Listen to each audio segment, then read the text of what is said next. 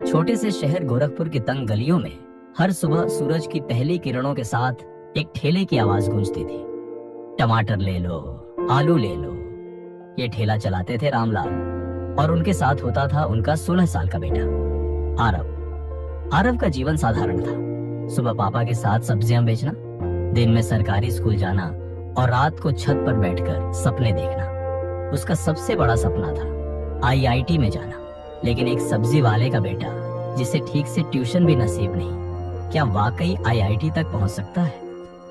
एक दिन स्कूल में एक प्रोफेसर ने बताया कि आईआईटी की कोचिंग क्लासेस शहर के कोने में खुली है, जहां फ्री में तैयारी करवाई जाती है अगर बच्चा एंट्रेंस क्लियर कर ले।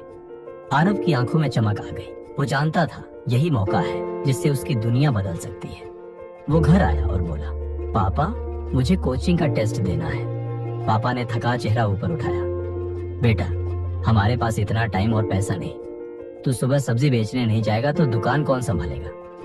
आरव चुप हो गया, लेकिन सपने नहीं मरे।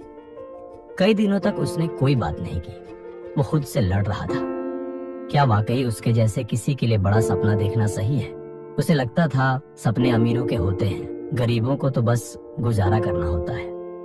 एक रात जब बिजली नहीं थी और पूरा मोहल्ला अंधेरे में था, आरव छत पर लेटा आसमान देख रहा था। उसने मन ही मन कहा, अगर चांद सबके लिए है तो सपने भी सबके हो सकते हैं। अगले दिन स्कूल में नई मैथ्स टीचर आई, अनुष्का मैम। उन्होंने आरव की कॉपी देखकर कहा, तुम्हारा कॉन्सेप्ट बहुत क्लियर है, क्या तुमने कोचिंग के लिए अप्लाई किया? आरव ने सिर झुका लिया, घर की हालत ऐसी नहीं है मैम। अनुष्का मैम मुस्कुराई, तुम्हारी मेहनत देखकर मैं तुम्हें खुद गाइड करूंगी। शाम को लाइब्रेरी आ जाना। और यहीं से शुरू हुआ उसका असली सफर। लाइब्रेरी की लकड़ी की बेंच, पसीने से भीगी शर्ट और अधूरी नींद। लेकिन आरव डटा रहा। रोज सब्जी बेचने के बाद वो लाइब्रेरी में रात 9 बजे तक पढ़ता। शुरुआत में दिक्कत हुई, किताबें समझ नहीं आती, आंखें थक जाती। लेकिन वो खुद से बस एक बात कहता, अगर अब हार गया तो फिर कभी जीत नहीं पाऊंगा। 3 महीने बाद कोचिंग के एंट्रेंस का रिजल्ट आया। आरव सेलेक्ट हो गया था। उस दिन पहली बार उसके पापा की आंखों में आंसू थे, गर्व के आंसू। लेकिन चुनौतियां अभी खत्म नहीं हुई थी। कोचिंग में सब अमीर बच्चों के ब्रांडेड बैग थे और आरव के पास था सिर्फ एक पुराना झोला।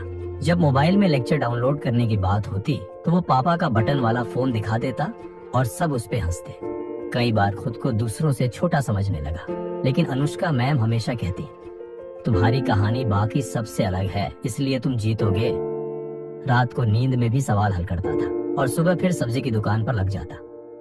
कुछ दिनों बाद आईआईटी जेईई का दिन आया। आरव ने कांपते हाथों से पेन उठाया। उसने खुद से कहा, मैं किसी से कम नहीं। हर सवाल को पूरी एकाग्रता से पढ़ा।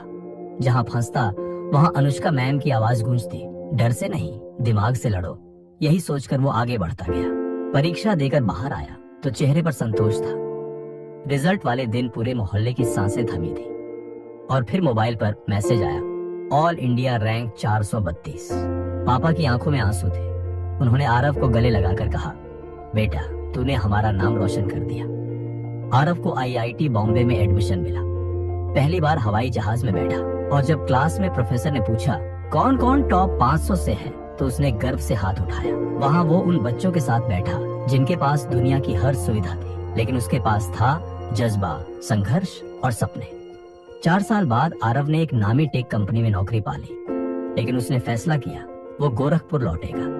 वहीं एक कोचिंग खोलकर उन बच्चों को पढ़ाएगा जिनके पास साधन नहीं पर सपना है। अब वो आरव नहीं, आरव सर बन चुका था। उसके पास महंगी गाड़ी थी, लेकिन वो अब भी सब्जी वालों के बच्चों को गले लगाता, क्योंकि वो जानता था कि सपनों की कोई जात, हैसियत या रेट नहीं होती।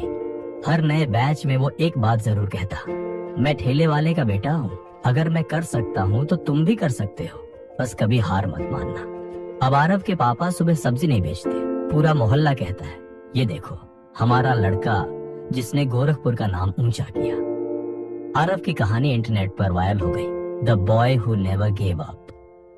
मोरल, कभी हार मत मानो। हालात कितने भी मुश्किल क्यों ना हो, अगर सपना सच्चा है और इरादा मजबूत तो एक ठेले वाले का बेटा भी आईआईटी पहुंच सकता है।